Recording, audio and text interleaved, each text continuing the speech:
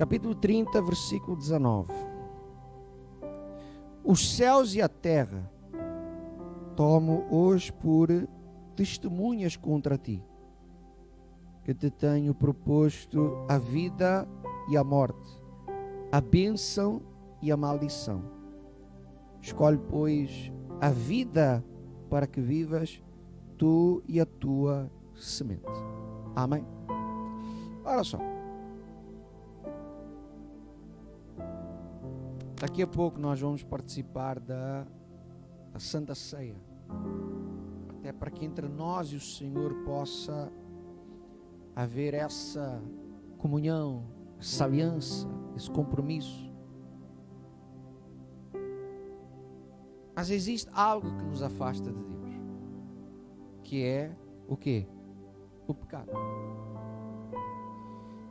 E ainda diz lá em Romanos que o salário do pecado é a morte. Mas afinal, o que é pecado? Porque às vezes a gente pode estar a baralhar certas coisas. Bispo, fulano é antipático, está a pecar. Não. É o feitio da pessoa. Fulano também é brincalhão demais, se calhar está a pecar. Isso é o feitio da pessoa. É muito tímido, é muito envergonhado, é muito extrovertido, está a pecar. Não, isso é o feitio da pessoa. Eu preciso mudar porque eu não sou muito pontual. Isso não é pecado. Devia ser. Mas isso não é pecado. Isso faz parte da pessoa. Pecado é o quê? Mentira, vício, adultério, fornicação, prostituição. De uma forma resumida, tudo aquilo que você faz contra o seu próximo, ou tudo aquilo que você faz contra quem? Contra Deus. A idolatria, o descaso das coisas de Deus. Quando você não tem zelo pelas coisas de Deus, você está a pecar. Quando você prejudica o seu próximo, você está a pecar. E isso é aquilo que nos afasta de Deus. Toda vez que alguém escolhe pecar, a pessoa está a escolher em se afastar de Deus. O próprio Deus coloca aqui, vamos ler de novo, capítulo 30, versículo 19. É Moisés a falar, mas é Deus quem lhe dá essas palavras. Os céus e a terra tomo hoje por testemunhas contra ti, que te tenho proposto a vida e a morte, a bênção e a maldição. Ou seja, Deus está a dizer, meu filho, existem dois e somente o quê? Dois caminhos. O caminho da vida, o caminho da morte, o caminho da bênção, o caminho da maldição. E eu tomo os céus e a terra como testemunha contra ti. O contra no sentido de que tudo o que tu escolheres está testemunhado, está testificado. E Deus diz exatamente logo de seguida o quê? Versículo 19. Escolhe, pois, a vida para que vivas, tu e a tua semente, ou seja, tu e a tua família. Porque tenha santa paciência quando você escolhe Deus. Deus não é mágico nem ilusionista, mas Deus muda a sua vida e começa a mudar a sua família também. Mas repara que Deus coloca aqui a escolha do nosso lado. Pegando no exemplo do vício, nem o diabo coloca agulha na veia de ninguém, nem Deus vai tirar de lá a agulha.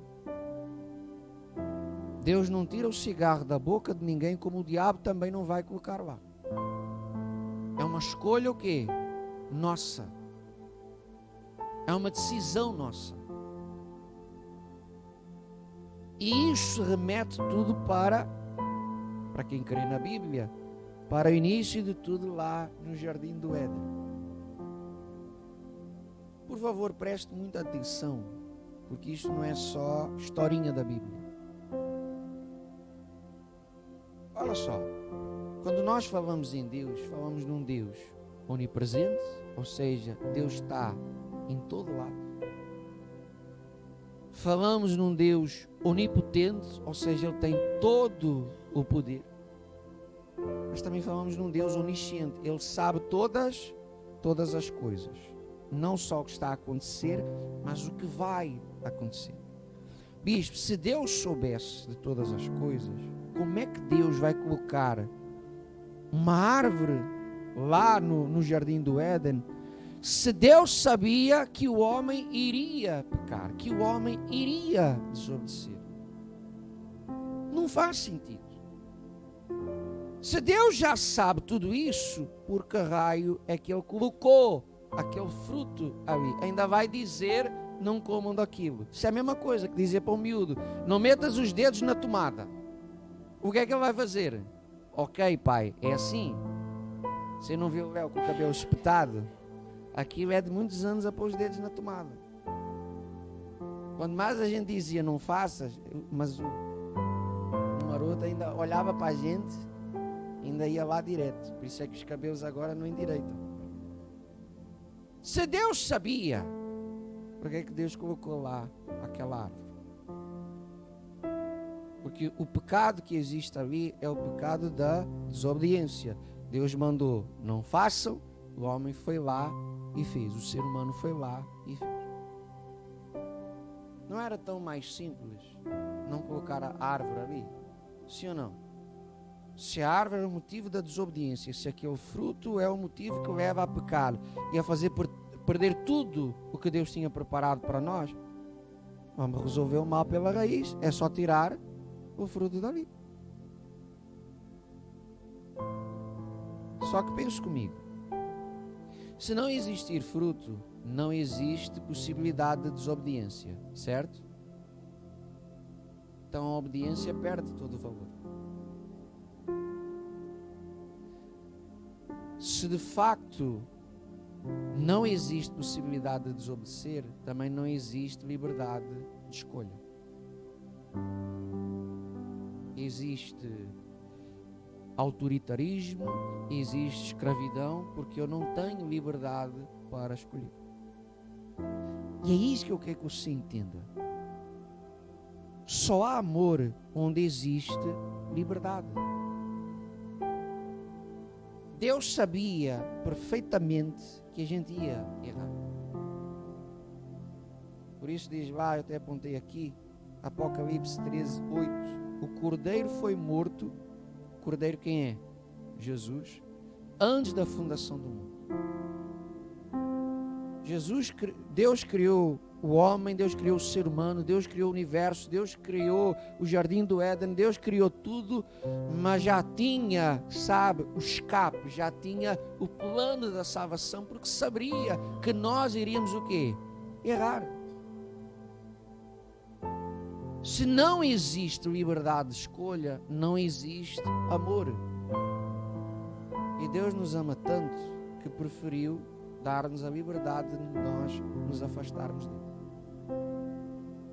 Mas da mesma forma que nos dá liberdade para isso, já preparou, sabe, o escape, já preparou a salvação para aqueles que de facto querem viver para quem? Para Deus. No final do dia, tudo se resume às nossas escolhas. É aquilo que eu falo para os jovens. A mesma coragem que tem para pecar, a mesma coragem que tem para escolher coisa errada, pois tem que ter a mesma coragem para assumir as consequências. Porque no final, tudo é escolha nossa. O próprio Deus diz, meus filhos, eu coloco o caminho da vida, o caminho da morte, o caminho da bênção, o caminho da maldição. Escolhe a vida. Deus está a dizer, meu filho, o melhor caminho é esse, vai por ali, olha o que eu te digo. Mas a escolha é o quê? É tua. Exatamente porque Deus nos ama.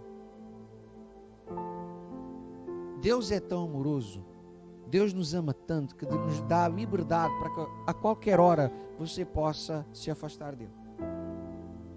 Hoje você está aqui, está na casa de Deus, na presença de Deus. Quem sabe você tem muitos anos de evangelho, mas você pode nunca mais voltar para Cristo, porque é a escolha sua.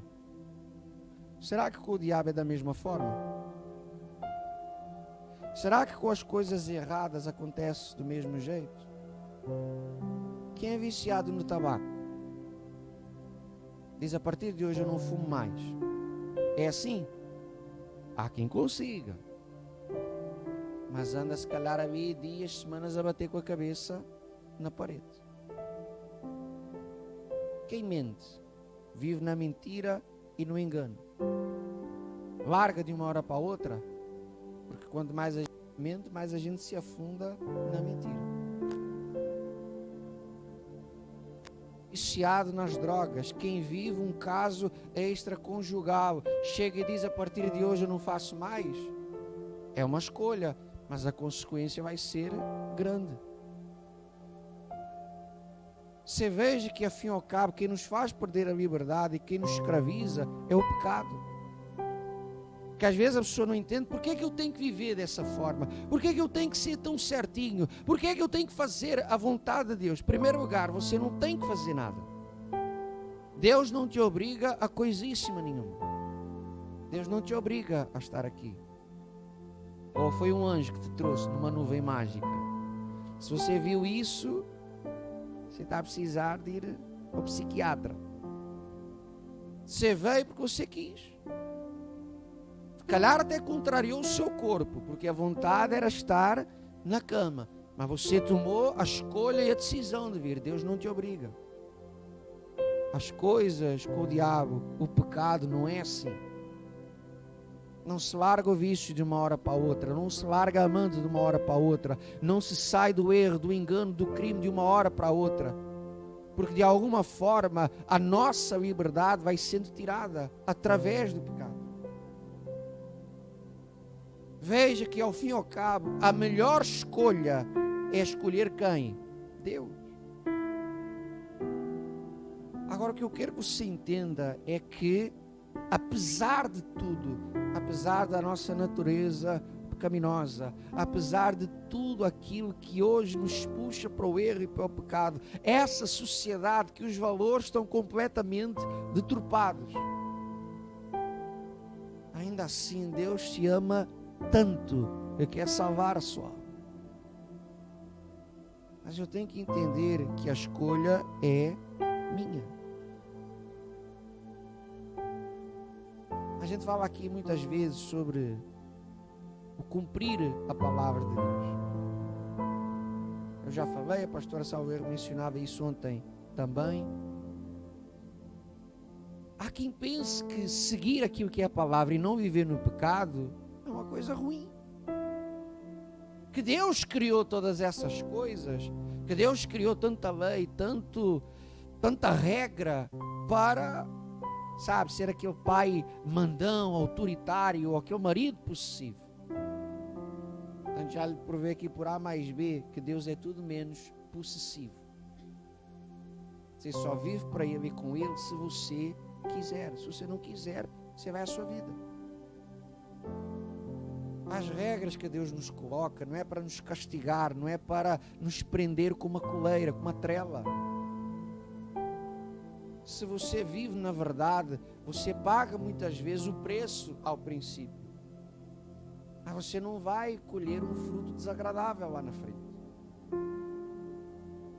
Você não viver no vício, você está não só a cuidar da sua saúde, mas está a poupar dinheiro e ainda para mais está a prevenir que a sua mente não seja dominada por algo que só vai te fazer mal. Deixa-me gastar aqui um minuto nisso. Por que é que o vício do álcool é pecado?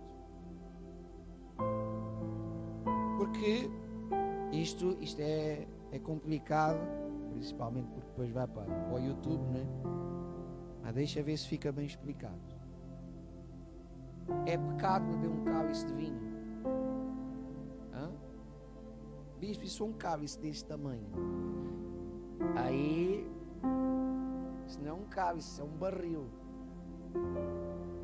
Você vê o apóstolo Paulo a dizer para Timóteo: toma um cálice, um copo, acho que um cálice de vinho, vai fazer bem ao teu estômago.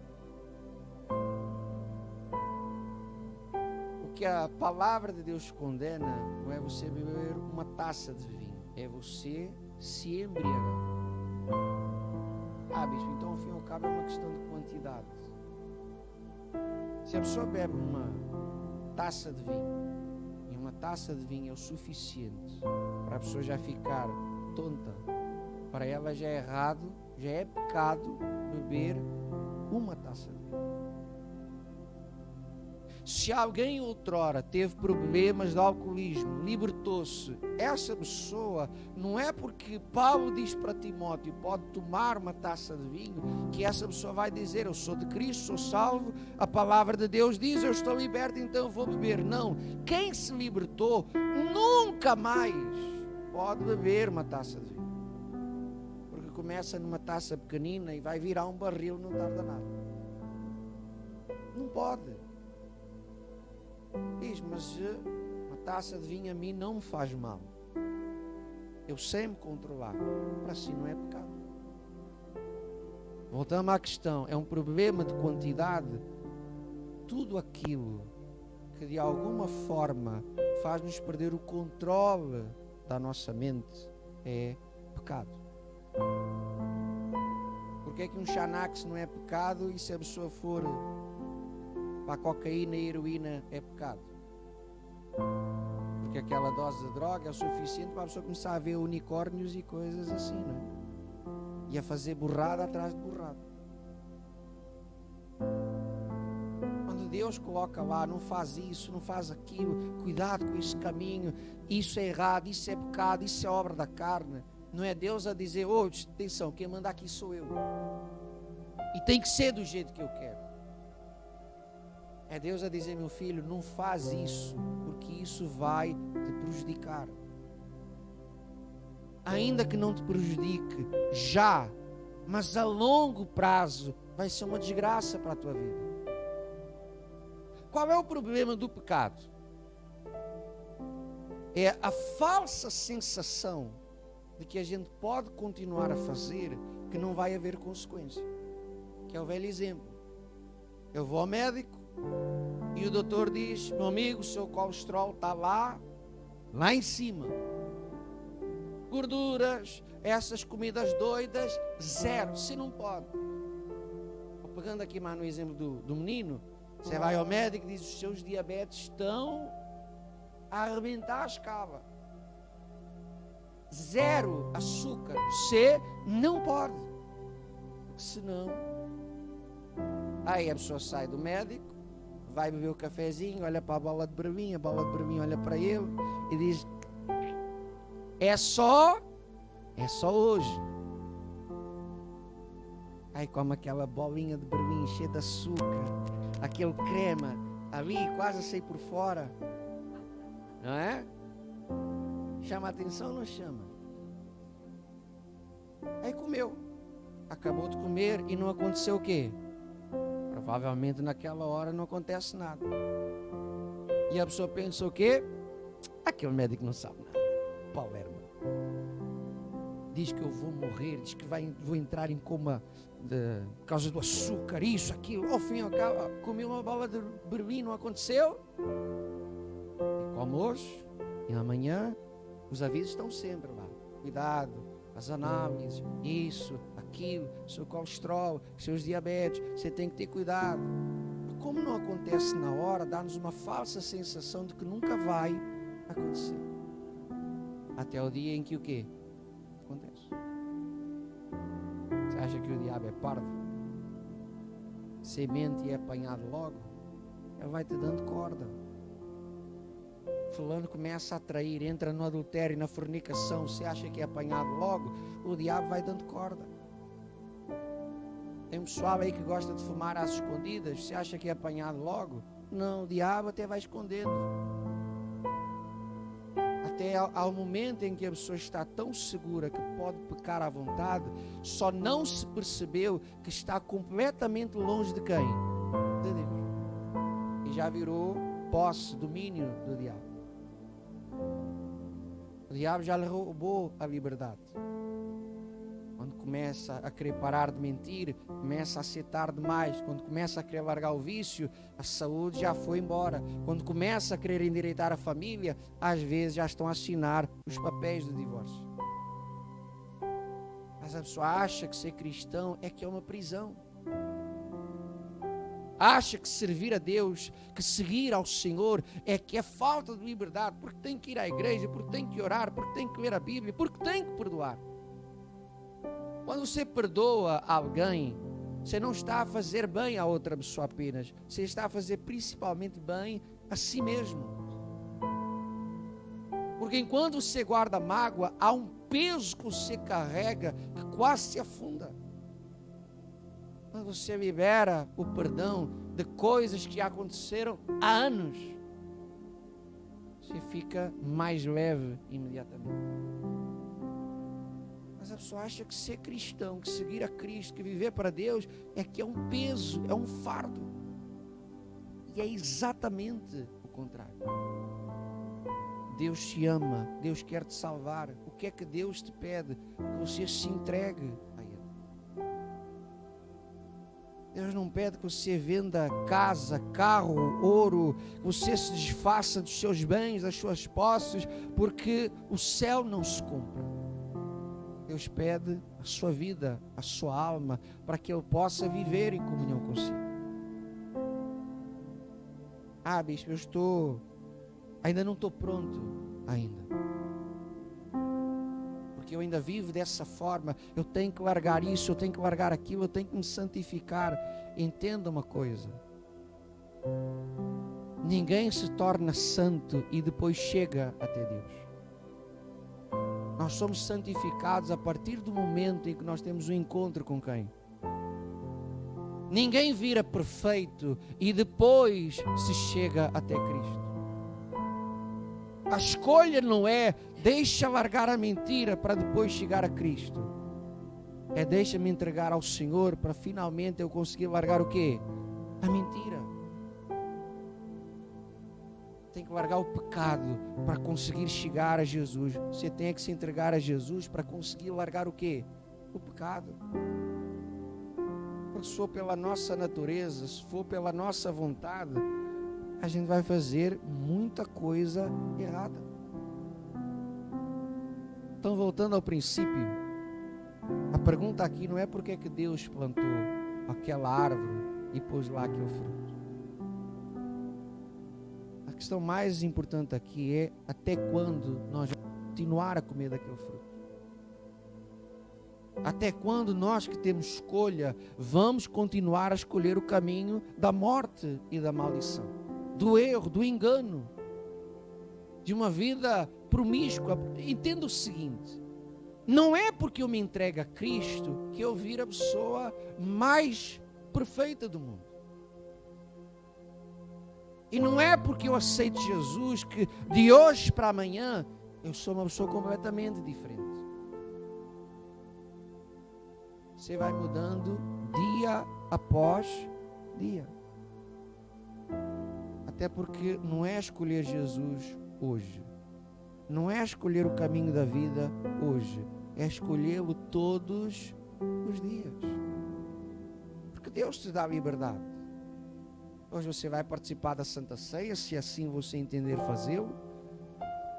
E eu espero que o Espírito Santo toque no seu coração e você de facto entenda isso como o melhor para a sua vida e aceite Jesus. Amém, glória a Deus. Mas amanhã você pode dizer: afinal eu não quero. Eu gosto de viver assim, da forma que o mundo está. Eu gosto de viver à minha vontade. Eu gosto de fazer o que eu quero. Portanto, não é escolher Jesus hoje, é escolhê-lo todos os dias. Não é ser cristão dentro da igreja. é ser cristão dentro de casa. Porque falamos, eu vou à igreja, Jesus é bom, mas depois às vezes damos um péssimo testemunho dentro de casa. Que a família te pergunta, afinal, o que tu estás a fazer na igreja? Respondes dessa forma, falas desse jeito, és assim, és assado. Na igreja fazer o quê? Não é só aceitar Jesus aqui.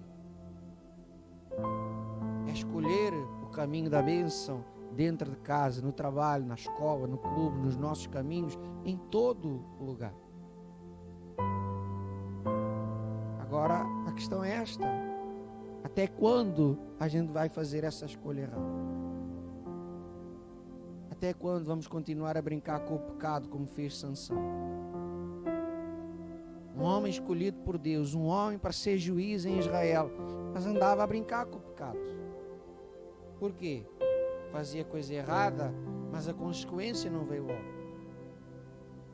Mas quando veio, o mais forte, o mais valentão, o que matou 1000 filisteus, acabou cego a empurrar a roda do moinho como se fosse um burro de carga. Bispo, e Deus não fez nada. Foi a escolha de quem? Foi a escolha dele.